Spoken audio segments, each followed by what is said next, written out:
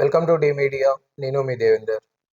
బీసీలకు 42% రిజర్వేషన్లు కల్పించటంలో అన్ని రాజకీయ పార్టీలు దాగుడుమూతలాట ఆడుతున్నాయి. నిజానికి చిత్తశుద్ధి ఉంటే అన్ని పార్టీలు తమ సంస్థాగత స్థానాలలో బీసీలకు 42% సీట్లను కేటాయించండి.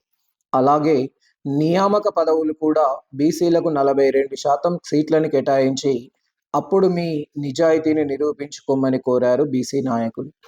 ఇక బీసీ రిజర్వేషన్ ఉద్యమాన్ని జిల్లాకి గ్రామానికి విస్తరించనున్నట్లు ప్రకటించారు.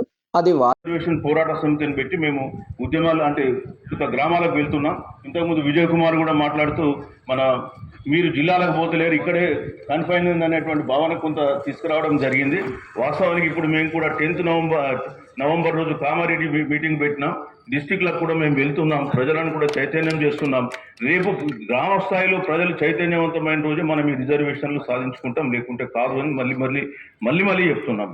ఎందుకంటే ఈ నాయకులను నమ్ముకుంటే మనం నట్టేయడం మునుగుతాం, అది 100% ఖాయం.